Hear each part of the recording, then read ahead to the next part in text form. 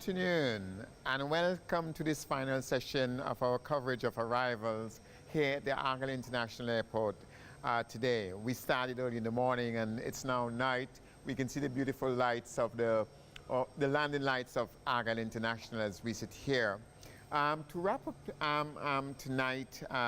today's event, I have with me the Honorable Augustus Humble African Stevenson. And the amazing thing about this minister is that he boasts all the time that no representative of this constituency has ever delivered an international airport. And the only constituency in this country. Right? And he is the first representative to have delivered an international airport to his people. He also likes to boast about the track that he has delivered, the Sir Vincent Athletic Stadium that he's built in for his people. Mr. Minister, welcome to this broadcast. How are you today? How are you this evening? Good evening, Dr. Richard. I'm fine. I'm here for the last segment of the welcoming party for the delegates who attending the CELAC meeting here in St. Vincent and the Grenadines. I'm thrilled. I'm overwhelmed. Yes. I'm very overwhelmed. Yes. You have been the representative of this constituency for quite a while, and you have delivered major things, including this airport. For your constituency and this airport to play host the arrival point, the reception point, so to speak, for this summit, how does that make you feel from the standpoint of being the representative, and being the representative at this pivotal historical moment in St. Vincent and the Grenadines?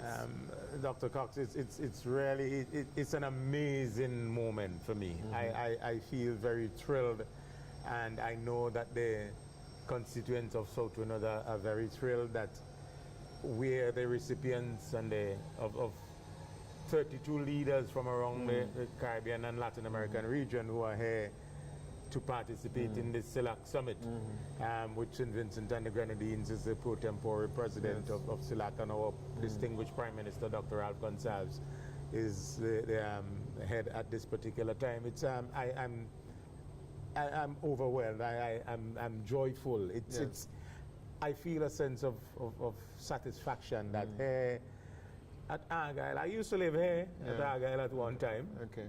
I lived here. And to see the transformation that has taken place in this Argyle area, and now what we have from grape trees, some small swamps, rivers, mountains, hills, valleys, several middle and upper income houses for returning residents who have lived in this particular area, and to have this beautiful edifice called the Argyle International Airport. It's just amazing. Yes. It's just amazing.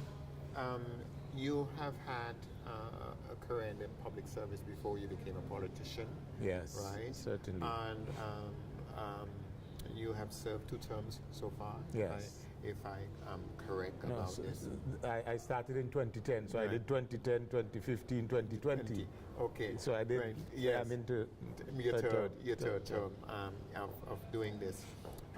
As a politician, as a representative, as a man from this community, and as a man who had a civil service career, do you regret coming into politics in any sense whatsoever? Because politics is a difficult game, as you know. It's a rough game, especially in this country of ours. Yes. Do you have any regrets about that? Let me see. Unequivocally, no. Okay. My years of service and community service, I was part of the National Youth Council. Yes, I in those that. days, I was president of the Anglican Youth Council. Yes. Was part of several community groups. I formed several community groups in my own community. And politics was just a transition from those small community groups into a larger constituents and country. Okay. And I don't have any regrets at all. It's the nature. Okay. And I believe I've served well, and I'm still continuing to serve the people of this constituency and the people of St. Vincent and the Grenadines. The reason I ask that question is because Dr. Gonzalez is a visionary leader. He's a brilliant man beyond any stretch of the imagination. He's an extremely brilliant man. He's a true patriot. But even with all of his gifts and all of his abilities, he couldn't do it alone. He is a team. Yes. And you became part of that team. And so this is why I asked the question as to your transition into politics. Now, I want to specifically zero in on this airport. Okay. This is the greatest dream we've had for 60 years. Everybody came. One former prime minister even said he had the money in his back pocket to build it. You know, this was a dream that our people had. When it started, when the prime minister said in 2005, we're going to build this, and you say you're going to build it in your constituency, what happened to you? What was your thinking? How did you see that? And did you believe, or were you sure that it could be done? Dr. Cox, I tell you, I remember it was just, from where we are, it was just down the road there. There's a unfinished concrete house, just to the left of where we are now. And when Dr. Gonzalez came there, there's a hotel in the back. And when Dr. Gonzalez laid out the plans for building an international airport at Argyle, I was like, we're in Argyle. It kind of took me by surprise. So the first question that came to my mind, where in Argyle? Because we had the Johnson Hill, we had the church on the bank with the cemetery and that sort of stuff. The Makanyami and the Makanyami Hill across there, Mount Pleasant. And a lot of returning Vincentians who have lived overseas for 30, 40, 50 years were now coming back to St. Vincent and the Grenadines and found Argyle the place to reside, to live. This is where we're going to live for the rest of our lives, because we spent 40 years in England, 40 years in the United States, wherever. Canada, wherever. Yes. And we're coming back home to live. Okay. And Argyle is the place that we've chosen. Yes. And I wasn't a politician then. I was at the customs department. Yes. I was a senior supervisor at customs, and I knew I had worked with quite a few of these returning residents with their containers and their stuff coming back home, and to listen at the meeting he had at the River Ridge Hotel. Yes. And quite a few of them came out, and he explained to them that he has chosen this area, Argyle, and they would have to move. And some of them said to him, Dr. Gonzalez, you had to be mad. Oh my God. You had to be mad. Oh my God. We've lived overseas, and some of the houses were just brand new houses, just constructed. Okay. And persons had just come in and start living. And then to hear that they have to now move you again. have to move again. Yes. And persons whom I spoke with and so on said, it's going to be tough for us. Yes.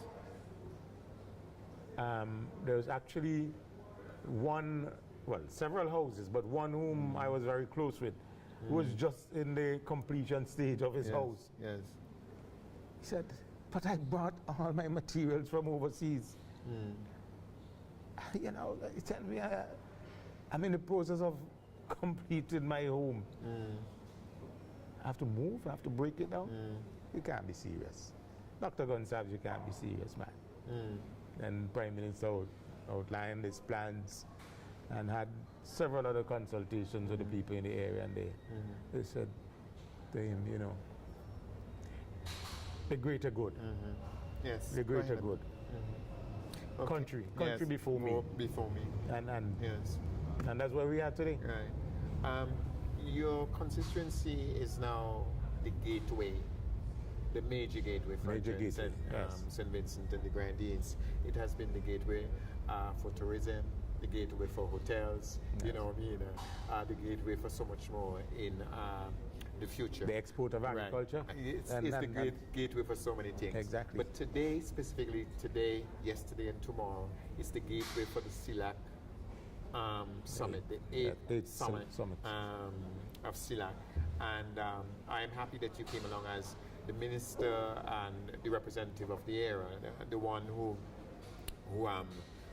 you know, speak on behalf of this area.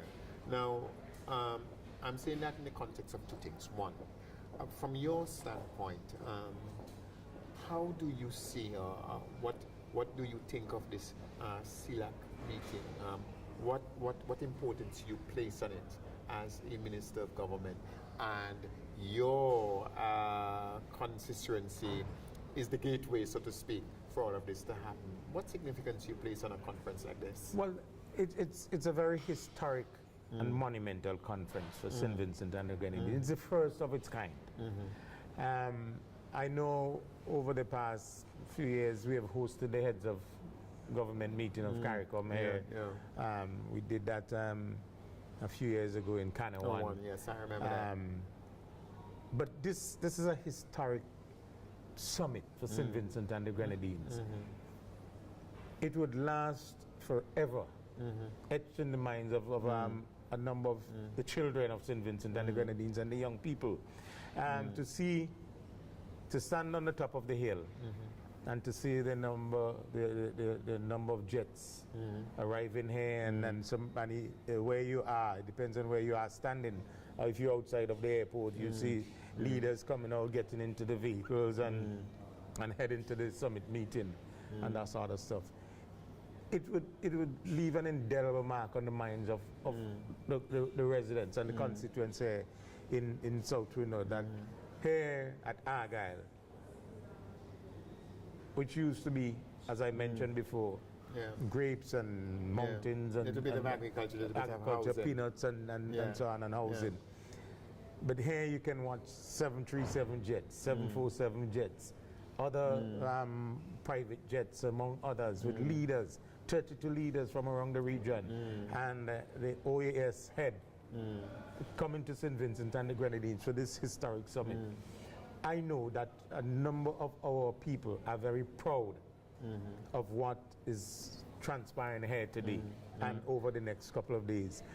And just outside of the airport here, in the area of the Rubis service station for the airport, there's a young gentleman, businessman, called Mr. Roosevelt Dean. He's constructing a 3-story building just across from there. And yesterday afternoon, or yesterday, the whole of yesterday, his building is not yet completed, but he took the time as a businessman to ensure that he got the 33 flags, 33 flags of the nations who are coming here for the CELAC meeting to place on his building. Yes, I saw the picture and of that. It shows. That's a beautiful thing. It shows that here is a young man with his family and his business is saying, let me use my building to decorate, to welcome the leaders around the region to my beautiful country, St. Vincent and the Grenadines. I tell you, it's amazing. With that, because I saw it on Facebook. I didn't see the actual building, but I saw it on Facebook. This project, this airport has transformed St. Vincent infrastructurally. You know, it's the greatest infrastructural project we've undertaken so far, and successfully. As we have said, it has transformed how we market agricultural produce. It has transformed how we market our tourism and so on and so on.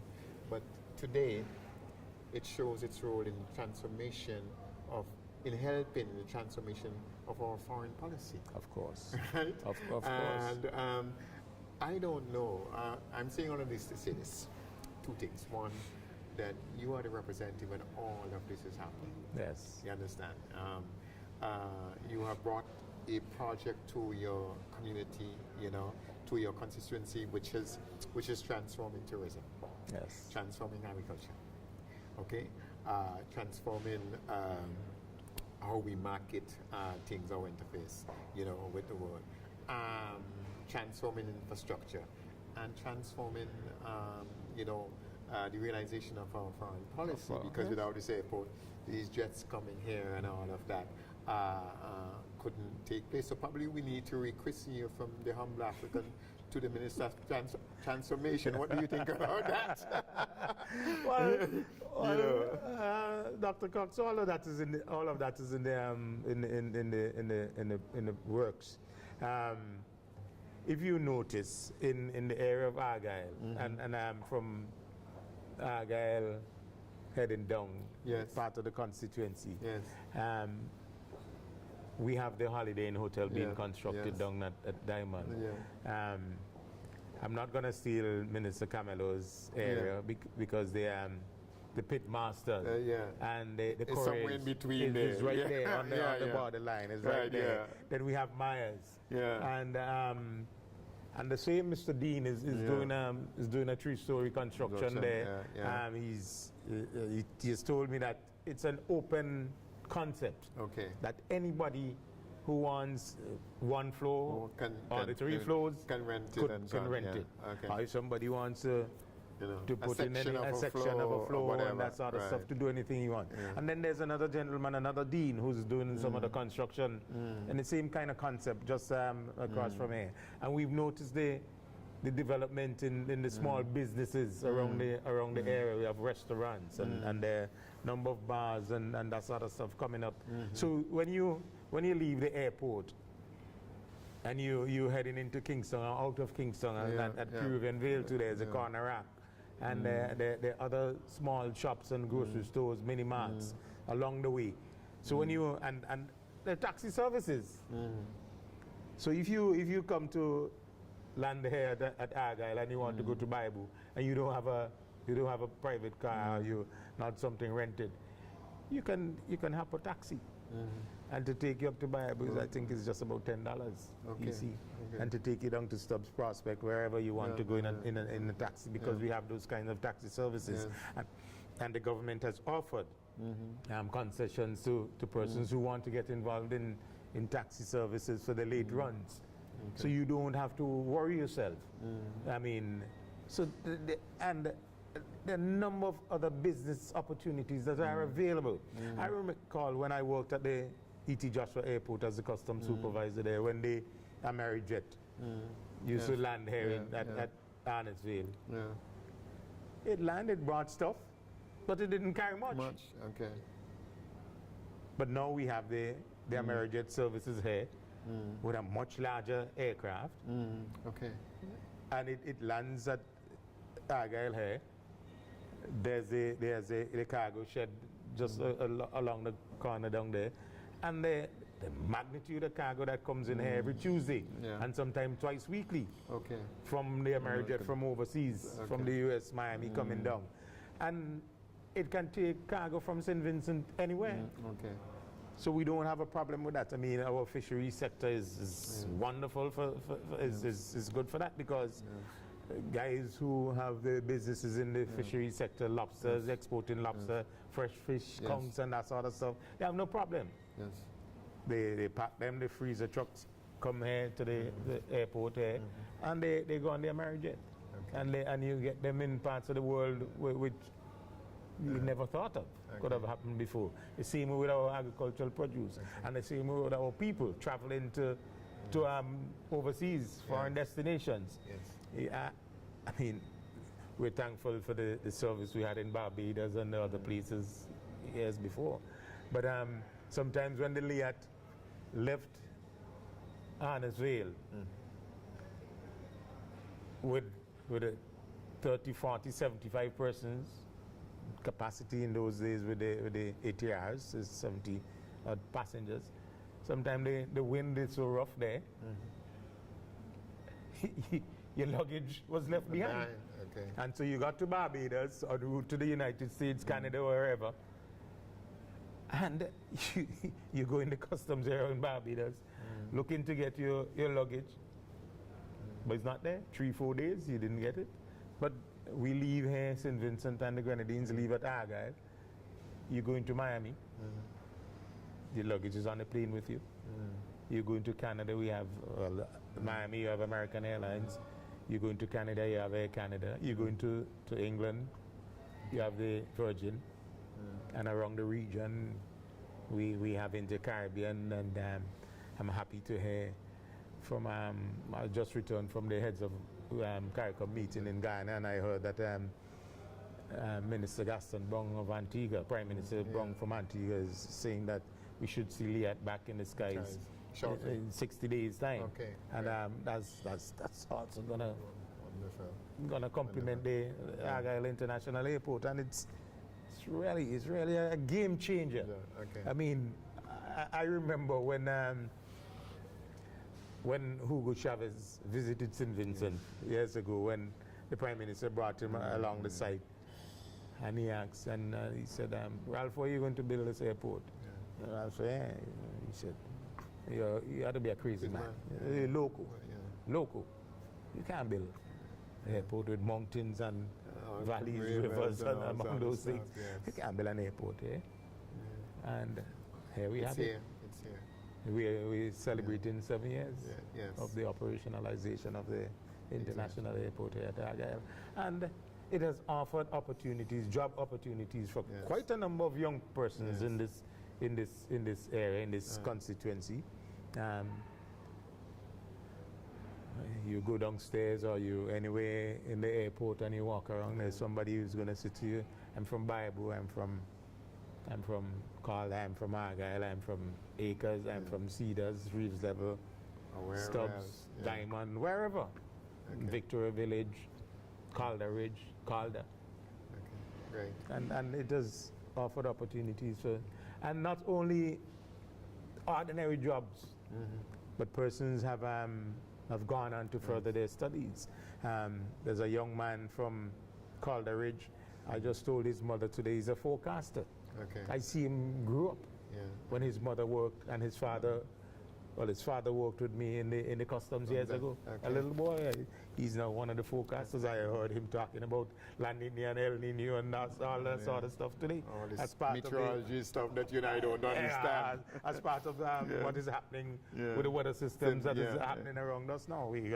He's talking about we may have a drought in a that's couple. Forecasted, That's forecasted. And I heard, said, wow. I told his mother, I said, I just listened to Gregory. She said, I was listening to. I said, I'm very proud of him, very proud. And so these are the kind of things that this Argyle International Airport has done, not only for residents in the constituency of South Windward, but the entire St. Vincent and the Grenadines. Well, Mr. Minister, I really want to thank you for spending some time with us. Yes. I'm here at the last shift, so I'm here.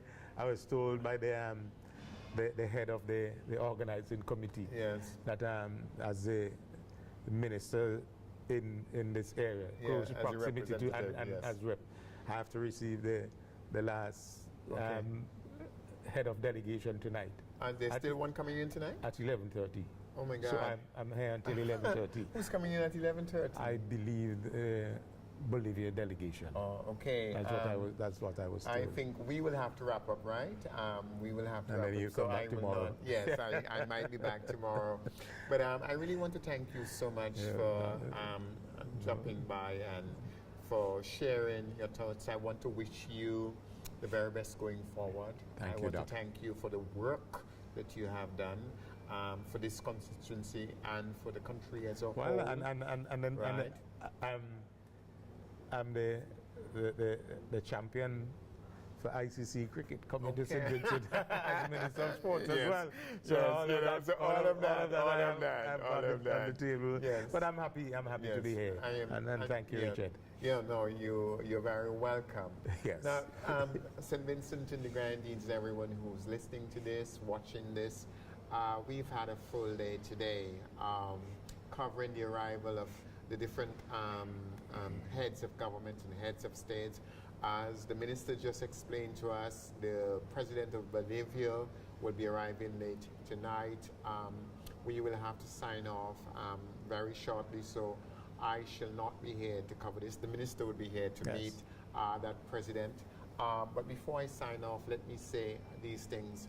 First and foremost, I want to thank the technical persons who have been running the show all day today. They have been here all day and making sure that all of this work.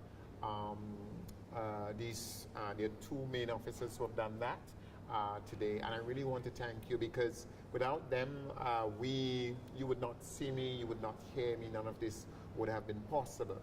So that's the first thing I want to say. The second thing I want to say is thank you to all the viewers, because we did it for you. And you stayed with us throughout the day, those of you who joined us from time to time. I really want to thank you very much indeed. Even if in only that way, you have participated in this exercise today. It was my honor to bring it to you. Thirdly, I want to say to you that remember, St. Vincent land so beautiful with joyful hearts. Remember those words. And so when you meet these delegates on the streets or wherever you meet them, whatever is your role, a taxi driver, whether you're driving one of the government transport that will take these people to their hotels. Or just walking on the street and meet them on the street. Right? Yeah. Somebody Say might hello, meet welcome. you and ask you, where do I find this or where do I find that? Don't just do it, but do it with a joyful heart. Yes. Let them see, because this is, as we say, the anthem of this country begins with St. Vincent land, So so beautiful. beautiful. And its people have what? A joyful heart. Yes. You make sure that you express that in everything that you do over these few days. The other thing I want to say is this, all of what you're seeing here, from the airport to this conference that is happening here, to all of these people coming here, to people believing in this country, is because of something. Because we have faith in ourselves. Whatever the future brings, our faith will see us through. So I want to close off by saying how honored and how privileged I am to have been here today and to share this with all of you, and how privileged we are as a people to be able, a very, very tiny country with 110,000 people. Brazil on its own is 214 million people and more. You understand? We only have 150 square miles of land in this country, and we have the honor and the privilege to be the president pro tempore in the person of our Prime Minister, Dr. the Honorable Ralph Gonsalves.